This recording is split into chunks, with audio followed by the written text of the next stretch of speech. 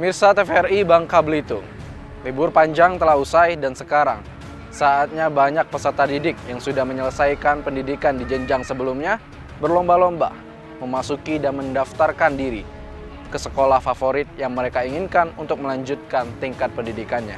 Dalam penerimaan peserta didik baru tahun ini, muncullah sebuah sistem baru yang kita kenal dengan nama sistem zonasi yang terfokus pada jarak tempuh antara tempat tinggal dengan sekolahnya. Berbagai polemik pun muncul di kalangan masyarakat. Ada yang setuju dan ada juga yang kontra. Lantas masih banyak masyarakat yang belum mengetahui pembagian persentase dalam penerimaan peserta didik baru dari sistem zonasi yang baru diterapkan. Bagaimana sistem tersebut berjalan? Selengkapnya akan kita bahas dalam potret bersama saya, Reza Sanjaya.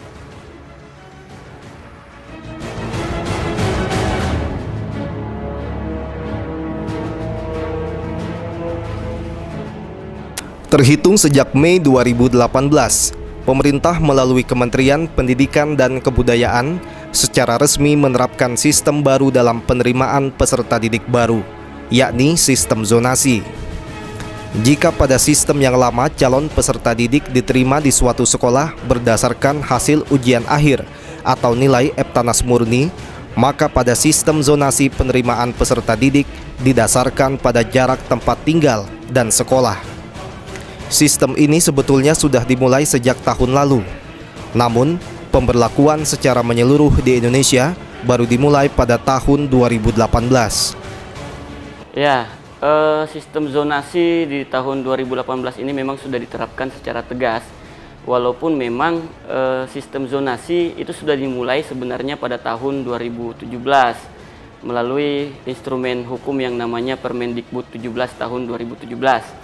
Nah, saat ini Kementerian Pendidikan dan Kebudayaan itu sudah mengeluarkan instrumen baru, yaitu Permendikbud 14 tahun 2018.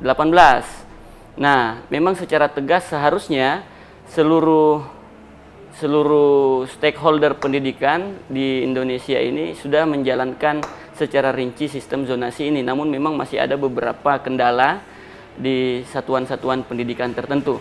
Khusus kita di Pangkal Pinang, saya pikir sudah tepat diselenggarakan sistem zonasi ini. Apa yang kemudian kita sebut sebagai polemik sebenarnya hanya menurut kita secara kelembagaan hanya kegagapan kita sebagai wali murid maupun sebagai tenaga pendidik di satuan pendidikan untuk mengatasi persoalan zonasi ini. Karena bayangkan betapa tidak seorang wali murid itu sudah mempersiapkan diri mereka yang anaknya di jenjang sekolah dasar 6 tahun untuk anaknya melanjutkan ke jenjang SMP yang dianggap unggul.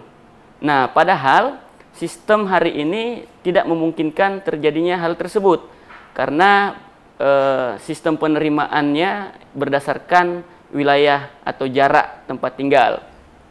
Berikutnya saya lihat Kementerian Pendidikan dan Kebudayaan sebenarnya bukan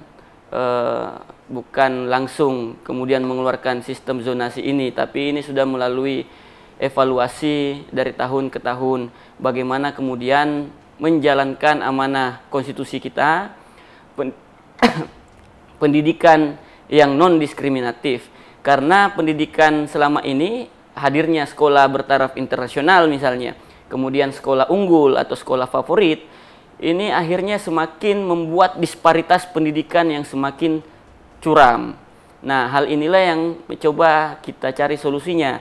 Nah, Kementerian Pendidikan mengeluarkan Permendikbud 14 tahun 2018 ini diupayakan sebagai salah satu cara instrumen bagaimana kemudian pendidikan ini bisa merata, tidak diskriminatif tapi merata berdasarkan sistem zona. Sebenarnya dalam Permendikbud 14 2018 tersebut itu masih diatur, dimungkinkan ada kuota untuk siswa-siswa kita, anak didik kita yang memang kecerdasannya di atas rata-rata.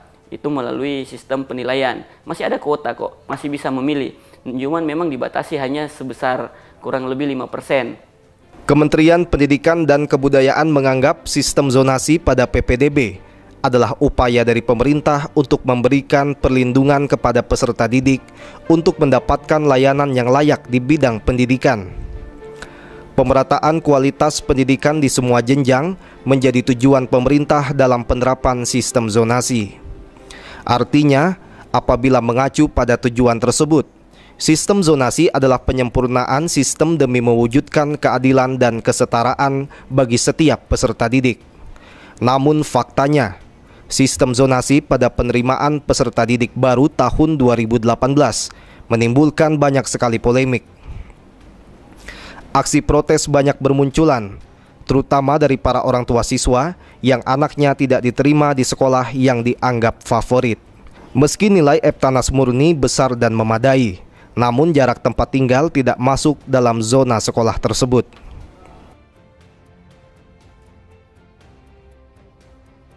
Sebenarnya kan inginnya kita menjadi lebih baik, ya. Artinya bahwa kalau dulu tuh dibiarkan seperti itu, yang terjadi adalah masing-masing orang menyerbu mana sekolah yang dikiranya tuh favorit, nah istilahnya favorit. Jadi artinya bahwa tiap sekolah kemudian diserbu bisa terjadi 2/3 dari komunitas yang membutuhkan sekolah. Nah ini kembali kewalahan orang. Kemana dia menyebarkan? Karena itu lalu inginnya supaya adil, maksudnya supaya adil. Lalu adalah sistem zonasi tadi.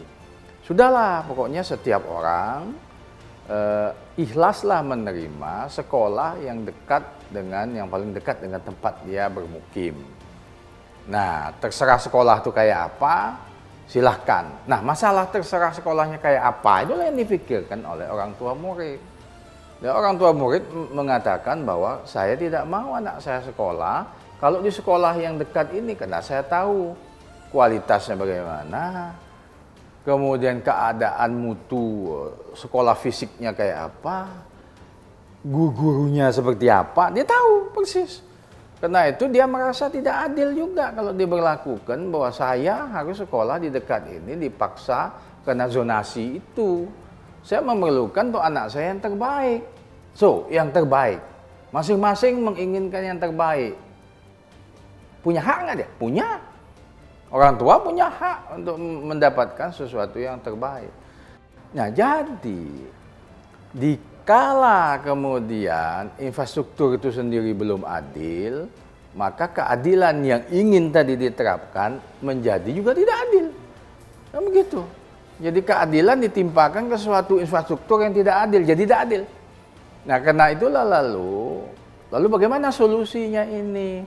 Solusinya tentu jangka panjang, tapi harus secepatnya lah kita menyarankan. Supaya keadilan infrastruktur ini dulu dibenahi. Nah, jadi sudah lama memang saya dengar bahwa misalnya katakan sekolah, ada sekolah yang bagus, sebenarnya standardized. Yang milik negeri itu semuanya tidak ada yang terlalu timpang lah. Kalau dia punya meja misalnya merek sekian, harus merek sekian, oke lah. Kemudian bos juga ada dana bos, oke lah. Guru juga terdidik dan dilatih sama semuanya. Tetapi kan masih panjang cerita untuk mencapai suatu derajat yang equal. Nah, kalau equality ini belum tercapai, dia tidak adil kalau orang dipaksa untuk milih atau dipaksa untuk masuk ke suatu sekolah, yang sekolah itu tidak sama equalnya dengan sekolah yang di lain-lain tempat. Nah, ini yang tidak adil. Jaringan Pemantau Pendidikan Indonesia atau JPPI mencatat ribuan pengaduan masyarakat yang masuk dari berbagai daerah terkait penerapan sistem zonasi PPDB. Belum meratanya kualitas dan mutu pendidikan di setiap sekolah, sehingga tidak sedikit masyarakat yang beranggapan bahwa kebijakan pemerintah melalui sistem zonasi pada PPDB dianggap terlalu dipaksa untuk segera diterapkan. Kalau udah equal, kita tidak perlu lagi zonasi. Ya, betul Kak? Jadi saya milih sekolah yang paling dekat di saya, walaupun sekolah itu dulunya jelek, tapi sekarang saja. Kalau sekarang disuruh milih, saya tahu Pak, gurunya tidak pernah masuk, misalnya. Pak, saya tahu benar kalau di situ tuh suka jual buku, entah ada apa-apa, cari ini, cari itu. sekolahnya bocor, Pak. Saya ngerti loh, orang ini dipaksa zonasi supaya sekolah di situ. Hak dia dong, dia bilang gimana, lebih baik saya pindah ke negara orang aja daripada saya sekolah di sini kalau anak saya di sekolah yang nggak karuan. Nah, itu dia masalahnya kan. Nah, jadi saya kira Pak Menteri juga sudah berpikir soal seperti itu. Dalam keadaan sekarang ini kan kita tuh kadang-kadang punya kebijakan publik, cabut, tahun depan lain lagi, tahun depan lain lagi. Sebenarnya kita harus punya tahun sekian. Jadi punya jangka waktu perencanaan yang bagus gitu. Sehingga kita bisa menetapkan tahun sekian akan ada zonasi ini karena infrastrukturnya sudah equal seperti itu. Hal lain yang menjadi bahan aduan masyarakat adalah banyak terjadinya manipulasi surat keterangan tidak mampu serta data pada kartu keluarga. Hal tersebut dilakukan oleh oknum yang rela melakukan segala cara agar anaknya dapat diterima di sekolah favorit. Lagi-lagi pasal dalam Permendikbud 14 tahun 2018 masih dianggap pasal karet dan terdapat peluang untuk dapat dikelabui oleh oknum yang tidak bertanggung jawab.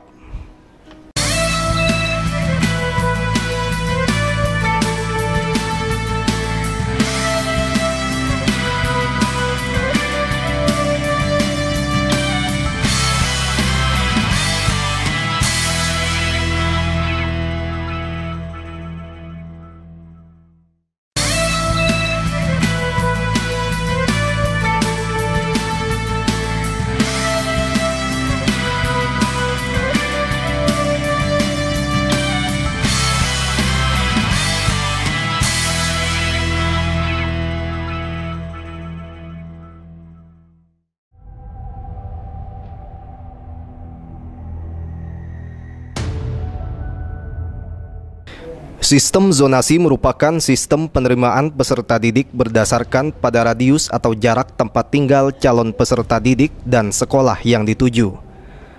Pemberlakuan sistem ini berdasarkan Peraturan Menteri Pendidikan dan Kebudayaan Permendikbud nomor 14 tahun 2018 tentang penerimaan peserta didik baru atau PPDB.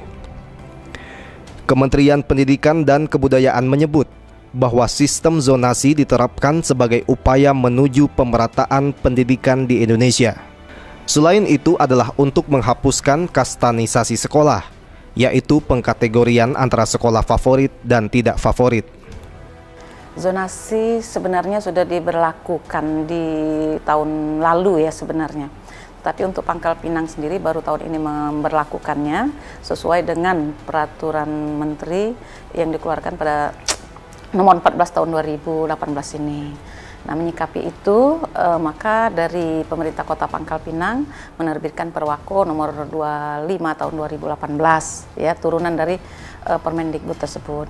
Nah, setelah kami pelajari, ternyata kalau dari segi pendidikan, zonasi itu sangat bagus sebenarnya ya. Nantinya kita akan mendapatkan pemerataan dalam prestasi sekolah-sekolah. Ini tujuannya. Nah, dengan adanya zonasi berarti siswa-siswa yang berprestasi yang sekolahnya di zonasi tertentu, maka dia akan masuk ke situ dan kedepannya semua sekolah akan berprestasi, harapannya seperti itu. Yang dimaksud peraturan zonasi seperti tertera dalam pasal 16 Permendikbud nomor 14 tahun 2018, yaitu sekolah harus menerima siswa baru yang berdomisili pada radius paling dekat dengan sekolah. Jarak diukur berdasarkan alamat yang tertera pada kartu keluarga calon peserta didik, paling lambat 6 bulan sebelum penyelenggaraan PPDB di tahun tersebut. Peraturan ini hanya berlaku pada jenjang pendidikan sekolah dasar, sekolah menengah pertama, dan sekolah menengah atas. Sebenarnya sistem zonasi itu sangat bermanfaat, baik bagi pemerintah maupun bagi sekolah sendiri. Bagi pemerintah itu dengan zonasi berarti akan lebih terkoordinasi. Nah, kemudian bagi sekolah dengan sistem zonasi itu sebagai dampak ke depan itu akan mempermudah kita untuk menerapkan disiplin siswa, terutama bagi siswa yang jauh ya, atau di luar zonasi, itu tidak mungkin ya, atau barangkali tidak melanjutkan pendidikannya di sekolah yang bukan zonasi. Nah, dengan zonasi maka ruang jarak dari tempat tinggal siswa dengan sekolah akan lebih dekat, sehingga para siswa ya itu akan datang ke sekolah bisa tepat waktu. Itu antara lain dampak dari zonasi itu. Sedangkan untuk sekolah menengah kejuruan dibebaskan dari sistem zonasi berdasarkan Permendikbud 14 tahun 2018. Sementara jumlah kuota peserta didik seperti diatur pada pasal 16 adalah sekolah yang diselenggarakan oleh pemerintah daerah wajib menerima calon peserta didik yang berdomisili pada radius zona terdekat dari sekolah paling sedikit sebanyak 90% dari total jumlah keseluruhan peserta didik yang diterima. Selain itu, sekolah juga dapat menerima calon peserta didik dari jalur prestasi yang di luar zona terdekat sekolah sebesar 5% dari total jumlah peserta didik yang diterima. Kuota 5% sisanya adalah bagi calon peserta didik yang berada di luar zona terdekat sekolah, disebabkan alasan khusus, yaitu perpindahan domisili peserta didik, orang tua, wali, atau terjadi bencana alam atau sosial. Jadi di dalam Perwako itu sudah tertuang ya, kita penerimaan yang sistem zonasi ini dengan mempresentasikan untuk jalur prestasi ada 5%. Kemudian jalur lintas zona 5%, yang 90%-nya itu jalur zonasi umum gitu ya. Nah, 5% yang prestasi ini, jadi siswa yang akan masuk ke SMP tertentu pilihannya lintas zona ya, berarti nilainya harus di atas nilai tertinggi yang masuk secara umum. Nah, itu baru prestasi namanya. 5%. Apabila sekolah itu nerima 200 siswa, maka 5%-nya berarti 10. Nah, 10 orang inilah yang prestasinya nilainya, ataukah dia ada ikut lomba apa, kan itu dinilai. Nah, apabila dia terkategori prestasi, nilai akademiknya lebih tinggi dari yang masuk secara umum, nah dia mengisilah yang 10% ini. Nah, untuk yang lintas zona, ya lintas zona ini dari kabupaten kota ataupun zona nyebrang ini ya. Nah, mereka boleh milih juga asal ikuti aturan. Nilai yang dia punya dikalikan 0,8, berarti kan berkurang nilainya. Nah, apabila sudah dikurangi seperti itu masih masuk, dia kategori lintas zona, boleh saja. Berbagai polemik yang mengemuka terkait penerapan sistem zonasi dalam PPDB 2018 diakui oleh Kementerian Pendidikan dan Kebudayaan akibat masih banyaknya pihak yang belum bisa menafsirkan peraturan yang dikeluarkan Menteri Pendidikan dan Kebudayaan secara tepat. Di samping ada beberapa daerah yang belum memungkinkan untuk diterapkan sistem zonasi secara penuh. Selain itu, masalah utama yang dianggap penting adalah merubah pola pikir para orang tua siswa maupun siswa itu sendiri yang rata-rata masih memburu sekolah yang mereka anggap sebagai sekolah favorit. Karena itu, pemerataan kualitas sekolah baik sarana prasarana, infrastruktur, termasuk kualitas tenaga pengajar menjadi hal mendesak dan pekerjaan utama pemerintah untuk segera diwujudkan. Kondisi sebaran sekolah yang tidak simetris pun dianggap menjadi persoalan ketika sistem zonasi diterapkan dalam PPDB.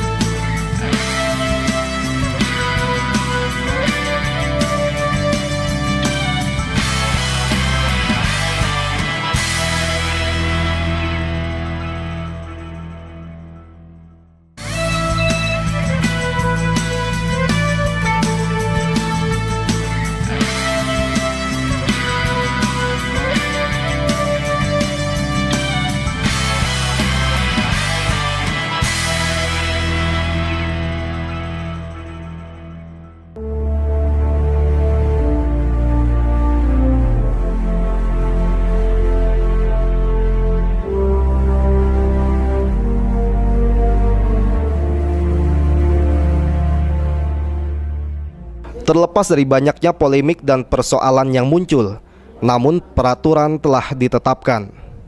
Mutu pendidikan merupakan hal pokok yang harus segera diselesaikan pemerintah. Pemerataan kualitas sekolah, baik di daerah perkotaan, pedesaan, maupun daerah terpencil sekalipun, adalah bagian dari hak warga negara akan keadilan, sebagaimana amanah Undang-Undang Dasar 1945. Kastanisasi sekolah adalah cerminan belum tercapainya equality dalam dunia pendidikan kita. Nah, ini kan sebenarnya harus setara semuanya.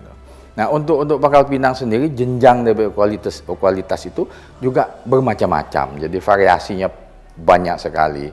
Kalau itu belum bisa, kita tidak bisa menerapkan yang namanya keadilan dalam zonasi atau apapun, karena zonasi itu adalah keadilan yang diterapkan di atas infrastruktur yang tidak adil, yang belum adil.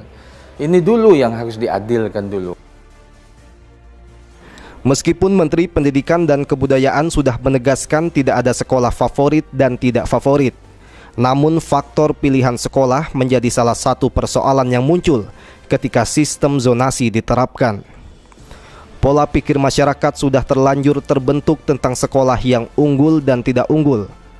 Pemerintah pun dinilai ikut berperan dalam hal ini, ketika beberapa tahun yang lalu sempat mengeluarkan program sekolah berstandar internasional. Nah, perlu pencermatan lebih jauh mengenai yang dimaksud zonasi. Tafsir zonasi ini masih berbeda-beda antara satu wilayah dengan wilayah lainnya. Di Pangkal Pinang memakai topografi, dipisahkan oleh zona dipisahkan oleh sungai, zona A dan zona B. Di wilayah tertentu zonasi ditafsirkan sebagai kecamatan. Nah, kecamatan tertentu, padahal ada wilayah-wilayah tertentu, ya khususnya wilayah perbatasan antar kecamatan yang sekolahnya relatif lebih dekat ke kecamatan tetangga, begitu. Nah, ini perlu dipikirkan ulang, apalagi kan di Pangkal Pinang ini tidak terlalu banyak sekolah, seharusnya bisa diantisipasi untuk tahun 2019 ke depannya. Nah, ada juga wilayah tertentu yang zonanya ditafsirkan sebagai jarak. Bayangkan saja jarak yang dihitung dari sekolah, hitungan meter. Nah, dibuktikan dengan kartu keluarga dan sebagainya. Nah, tafsir zonasi ini yang harus dipertegas.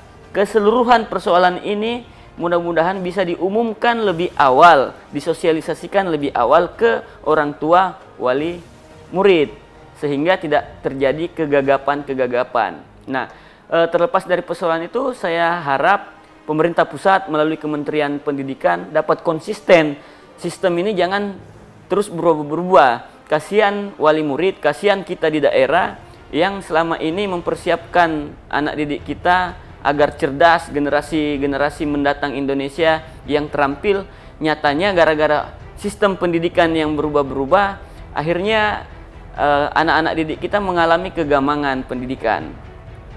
Saya kira itu, apalagi kebijakan Permendikbud yang hanya menyentuh sekolah dasar, sekolah menengah pertama, dan sekolah menengah atas harus disinkron dengan kebijakan jalur perguruan tinggi. Ini saya minta betul persoalan ini, khususnya yang anak-anak didik kita yang di tahun-tahun mendatang akan menyelesaikan persekolahannya di jenjang menengah, sekolah menengah atas. Ini kan mau masuk perguruan tinggi, maka mengejar NEM yang tinggi semua.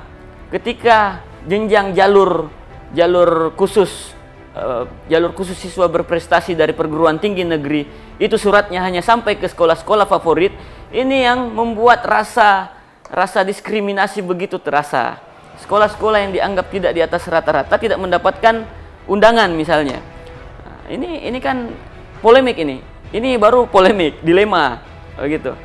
Jadi mohon kiranya ada sinkronisasi kebijakan mulai dari Kementerian Pendidikan dan Kementerian Pendidikan Tinggi, Riset dan Pendidikan Tinggi di Jakarta. Mudah-mudahan bisa sinkron. Pendidikan adalah salah satu hak dasar warga negara yang wajib dipenuhi oleh negara. Akar masalah saat ini bukanlah sekedar masalah zonasi, namun perhatian dan tanggung jawab negara menjadi hal utama dalam mewujudkan pendidikan yang memiliki kualitas dan mutu yang sama bagi setiap warga negara. Banyaknya persoalan dalam dunia pendidikan kita tergambar dari output pendidikan yang masih jauh dari harapan. bukan hanya dari sisi akademik, tapi juga moral dan budi pekerti. Kedepannya perlu didesain sebuah model pendidikan yang mampu memberikan jalan keluar dari berbagai persoalan dalam dunia pendidikan kita, sehingga sekolah bisa menjadi lembaga yang mencetak generasi-generasi unggul penerus bangsa, unggul secara akademis, unggul juga secara spiritual dan akhlak.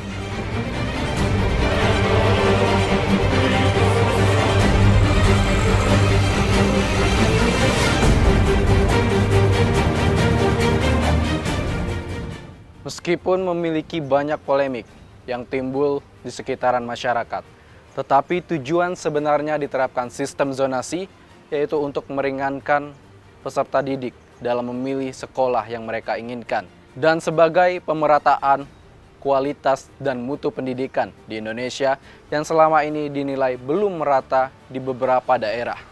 Ada daerah yang memiliki sekolah favorit dan banyak memiliki pendaftar baru dalam sekolah tersebut. Ada juga sekolah yang dianggap tertinggal di beberapa daerah.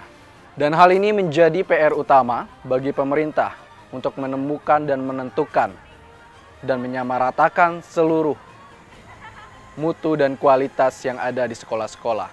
Dari mulai segi fasilitas, tenaga pengajar, dan lain sebagainya. Untuk disamaratakan sehingga terwujudlah sistem pendidikan di Indonesia yang dapat menghasilkan insan yang cendekia dan juga berintelektual. Demikianlah potret kali ini. Saya Reza Sanjaya. Sampai jumpa.